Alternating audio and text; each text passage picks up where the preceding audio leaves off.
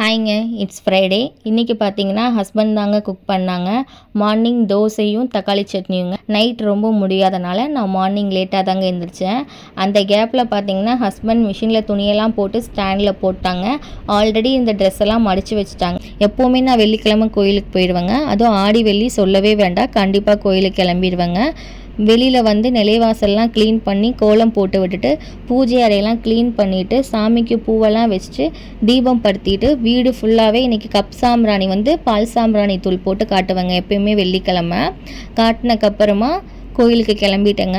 எப்போவுமே சொல்லுவாங்க எல்லாருமே, ஆடி வெள்ளி அப்போ அம்மனுக்கு வளையல் வாங்கி தொடர்ந்து எல்லா வெள்ளியுமே கொடுத்தோம்னா நல்லதுன்னு சொல்லுவாங்க. நான் அந்த பாஸ்ட் 2 வீக்ஸாக கொடுத்துட்ருக்கேங்க. இப்போது இந்த வீக்ஸ் 3rd வீக்குங்க. இன்றைக்கும் நான் அம்மனுக்கு வளையல் வாங்கி கொடுக்க போகிறேங்க. கோயிலில் சரியான கூட்டங்க. இன்றைக்கி பார்த்தீங்கன்னா கோயிலில் எல்லோரும் சக்கரை பொங்கல் வச்சு சாமிக்கு படைச்சிருந்தாங்கங்க. இன்றைக்கி கோயிலில் அன்னதானம் போட்டிருந்தாங்க. நீங்களும் ஆடி வெள்ளிக்கு அம்மனுக்கு வளையல் வாங்கி தருவீங்கன்னா கமெண்ட் பாக்ஸில் கமெண்ட் பண்ணுங்கள். நாளைக்கு வீடியோவில் பார்க்கலாம். பாய்.